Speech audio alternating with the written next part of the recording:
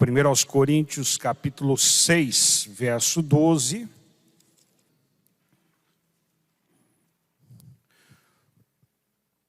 Tudo me é permitido, ou todas as coisas me são lícitas, mas nem tudo convém. Tudo me é permitido, mas eu não deixarei que nada me domine. É a versão que a gente usa aqui, a NVI, Nova Versão Internacional. E na Bíblia Viva está assim: posso fazer qualquer coisa que eu quiser, mas algumas dessas coisas não são boas para mim.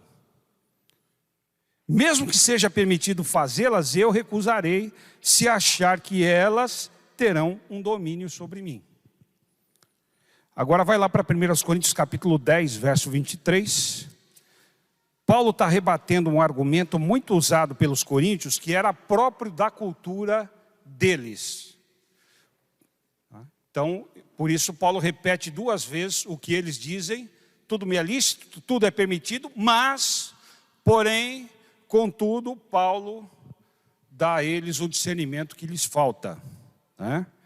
Então, 1 Coríntios 10, 23, e a gente vai ficar com a Bíblia aberta no capítulo 10, que é a base da mensagem, diz: tudo é permitido, mas nem tudo convém. Tudo é permitido, mas nem tudo edifica. Na Nova Tradução, na linguagem de hoje, diz assim: alguns dizem, podemos fazer tudo o que queremos. Sim, mas nem tudo é bom. Podemos fazer tudo o que queremos, mas nem tudo é útil. E ainda a outra versão, a Bíblia Livre para Todos, diz assim: alguns dizem, sou livre para fazer tudo o que eu quiser, mas nem tudo é adequado. Sou livre para fazer tudo o que eu quiser, mas nem tudo é construtivo. Paulo está lidando aqui com uma questão cultural que influencia de modo negativo a igreja. Quantos já assistiram aquele filme Casamento Grego? 1, 2, já assistiram? Então, se você teve a oportunidade de perceber o seguinte: os gregos gostam de contar vantagem. Embora a cultura seja alegre como a nossa, eles gostam de contar vantagem. Um historiador judeu do primeiro século, chamado Flávio Joséfo, quando ele vai narrando a história ali do dilúvio, depois da formação dos povos, ele vai dando os nomes dos povos que se formaram a partir dos descendentes de Noé. E aí ele vai dando a seguinte informação: mas os gregos chamam tal, os gregos chamam tal. E ele diz o motivo. Ele diz que os gregos mudaram os nomes de lugares e de povos, quando da ocasião do seu domínio do Império Grego, para dizer que eles foram os fundadores daquela civilização e daqueles lugares.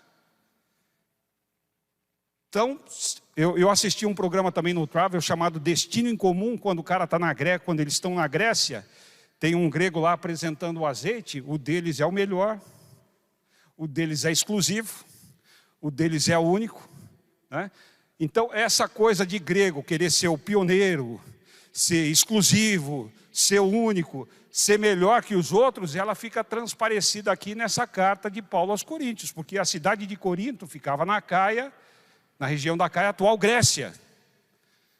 E Paulo lida aqui com muita dificuldade com esse orgulho dos gregos, que até hoje é assim: é só assistir filme Casamento Grego e você vai ver o papo dos caras lá sempre contando vantagem em cima dos outros, sempre se achando melhor. Tá certo? É da cultura deles, E Corinto era, na época, a maior cidade grega e a mais cosmopolita das cidades, porque tinha 2 portos, ali tinha gente de tudo quanto é lugar do mundo em Corinto. É como se fosse a atual Nova York, a cidade mais cosmopolita do mundo, E ali era a cidade mais cosmopolita ali daquela região da Europa, Então, os gregos, não é à toa que tem a mitologia grega, eles se consideravam semideuses. E especialmente em Corinto, cuja cidade era de maior importância naquela época na Grécia, a cidade mais importante da época. Então, eles estavam inchados, de fato, cheios de orgulho. Não é?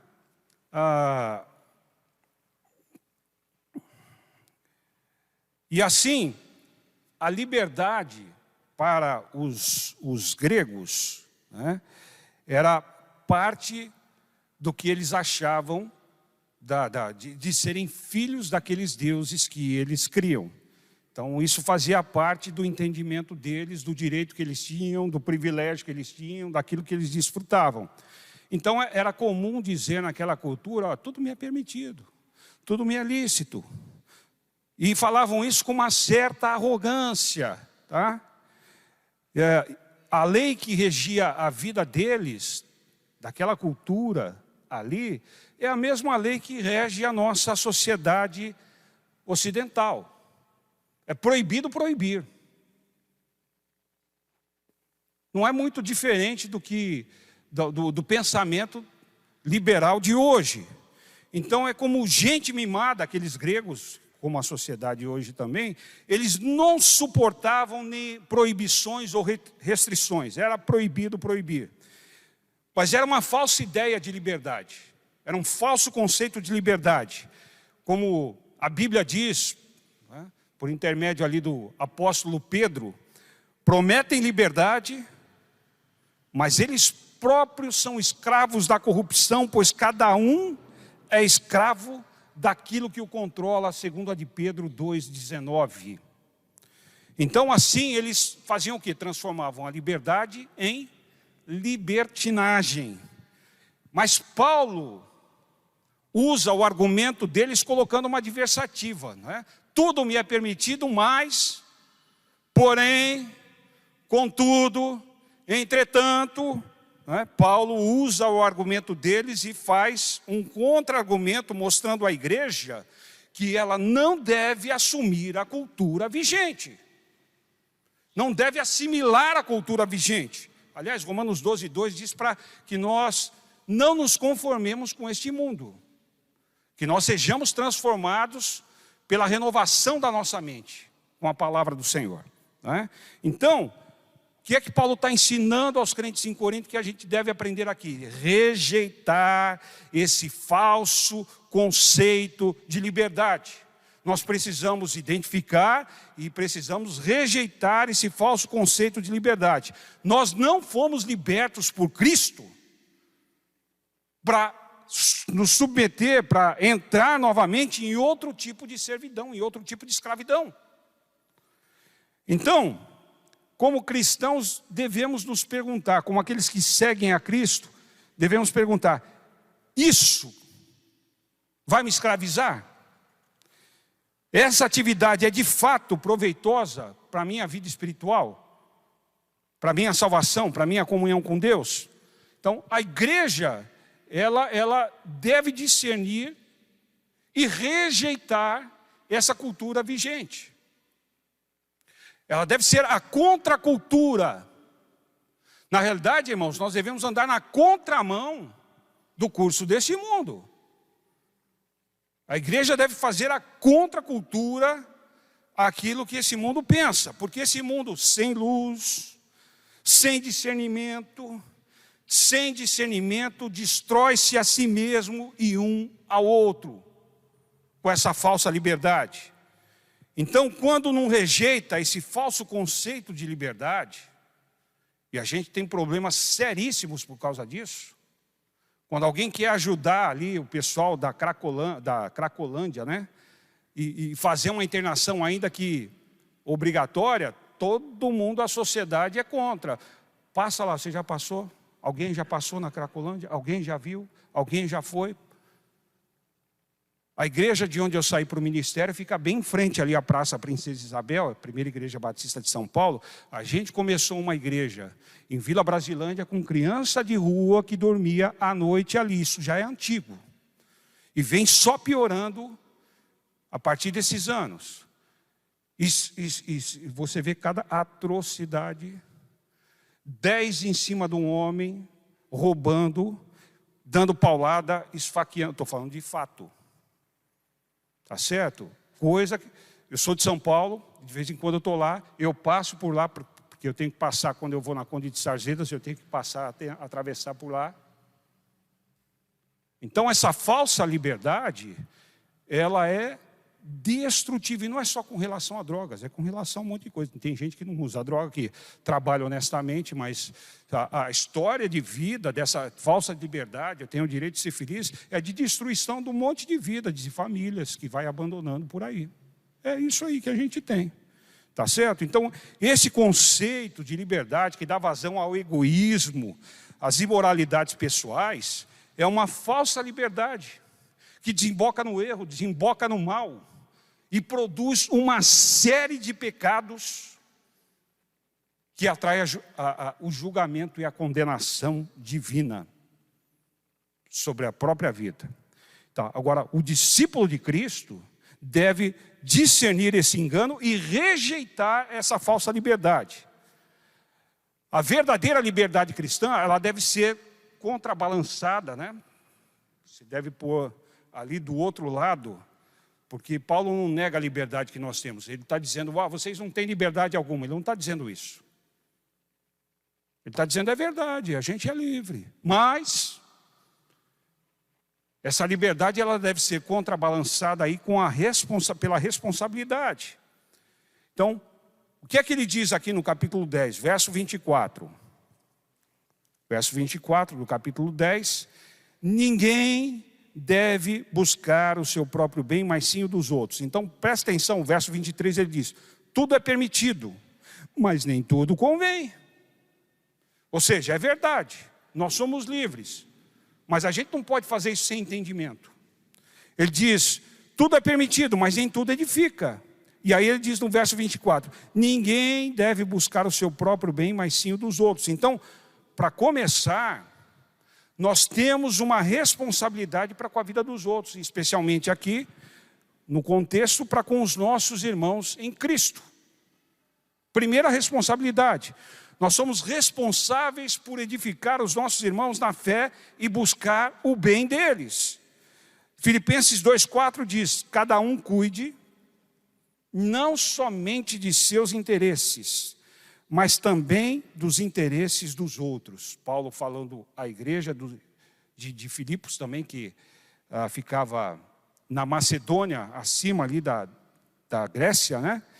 Que os irmãos não devem buscar os seus próprios interesses, mas cuidar dos interesses dos outros. E ele mostra como Cristo fez isso, né? Então Paulo fala isso à igreja de Filipos.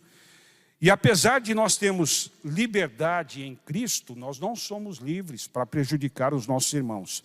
Nós não devemos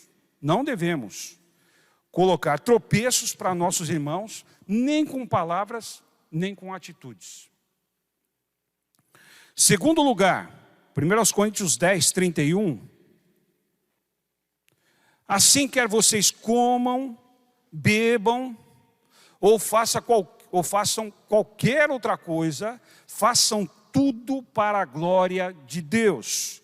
Então nós temos, acima de tudo, responsabilidade em glorificar a Deus em todas as coisas que nós fazemos, em trazer honra ao nome do Senhor. Nossas atitudes e nossas palavras devem honrar a Deus em primeiro lugar em nossas vidas, devem trazer glória ao nome do Senhor. E desconsiderar os outros, em nenhum momento honra a Deus. Em nenhum momento honra ao Senhor. Depois, versos 32 e 33, não se tornem motivo de tropeço, nem para judeus, nem para gregos, nem para a igreja de Deus, nem para o pessoal de fora, sejam eles religiosos, conheçam a Deus ou não, nem para judeus, nem para gregos, nem para o povo de Deus. E ele diz o motivo, também eu procuro agradar a todos de todas as formas. Não está dizendo que ele é dirigido pela opinião dos homens. Se você acompanhou o estudo de Paulo e a pregação que a gente fez aqui também em 1 Coríntios 4, em nenhum momento ele está dizendo que ele é dirigido pela opinião das pessoas. Ele está preocupado com a salvação das pessoas. Ele diz aqui, porque eu não estou procurando o bem, meu próprio bem, mas o bem de muitos para que sejam salvos. Essa é a preocupação de Paulo. Ele não está dizendo eu sou refém da opinião dos outros. Ele está dizendo a minha preocupação é com a salvação dos outros. Então, nós temos mais uma responsabilidade aqui que Paulo menciona nesse capítulo 10, que está associada às duas outras, não é? Que nós citamos anteriormente.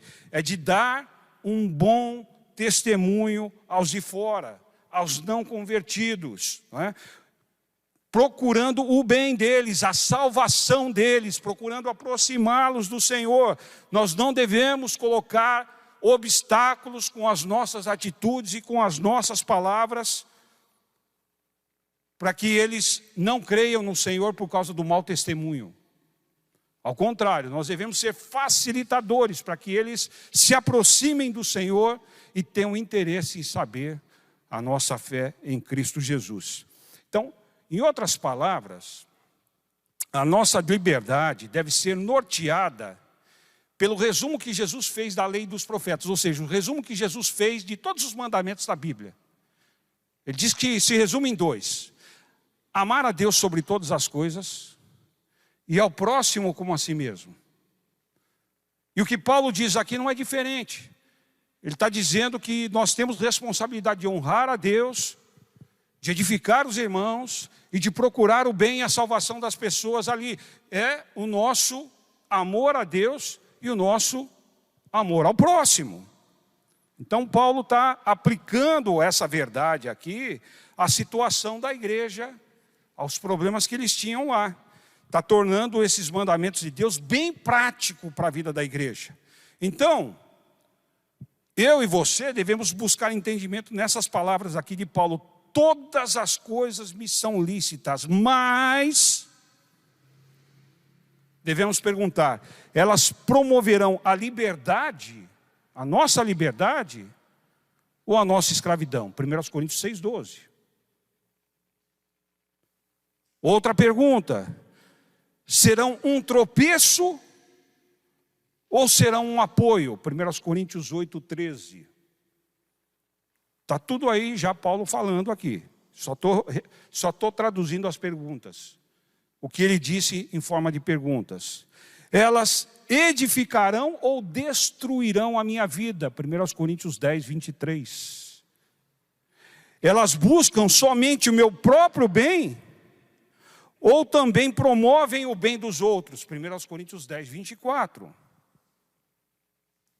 Elas serão apenas para o meu próprio prazer? Ou elas trarão glória ao nome do Senhor? 1 Coríntios 10, 31. Elas contribuirão para alcançar pessoas para Cristo ou irão afastá-las do Senhor? 1 Coríntios 10, 33. Paulo já está dando aqui parâmetros bem práticos para a gente avaliar nossas atitudes e discernir qual é a verdadeira liberdade que nós temos, aquela que o Senhor nos deu. Quando John Wesley, para quem não sabe, John Wesley, ele era pastor anglicano e foi fundador de um movimento, não da igreja. A igreja metodista foi fundada por aqueles que aderiram ao movimento de John Wesley, mas ele nunca deixou de ser pastor anglicano. Aqui no Brasil, a igreja anglicana é conhecida como Igreja Episcopal do Brasil. Tá? É a igreja oficial da Inglaterra. Ele era pastor anglicano e ele foi fundador desse movimento que trouxe avivamento à Inglaterra, um movimento metodista, porque ele era metódico, aprendeu a ser metódico com a mãe dele, Susana Wesley. E aí, Charles Wesley, ele era o 15º filho de Susana Wesley. Charles Wesley, seu irmão, que compôs mais de 9.000 anos, era o 18º filho, e ela teve 19 filhos. E o primeiro filho dela também foi pastor, Samuel Wesley, foi o primeiro filho dela. Então ele pergunta para a mãe, acerca de algumas coisas lícitas, se ele devia fazer ou não. Ele escreve para a mãe, e a mãe responde para ele numa carta em 8 de junho de 1725. Quando John Wesley teve dúvidas se essas coisas eram lícitas ou se não eram tão vantajosas. Ela escreve para ele dizendo: siga esta regra. Qualquer coisa que enfraqueça o seu raciocínio, prejudique a ternura de sua consciência, obscureça seu senso de Deus, ou tire seu deleite nas coisas espirituais. Resumindo, qualquer coisa que aumente a força e a autoridade do seu corpo sobre sua mente, é pecado para você, por mais inocente que seja em si mesmo. O que para outro pode não ter problema, para mim pode ser uma armadilha, uma escravidão. Eu tenho que buscar esse entendimento para que eu não caia e não incorra em fui liberto por Cristo. Não incorra novamente em servidão. Você foi liberto por Cristo. Não caia novamente em servidão, em escravidão. Amém?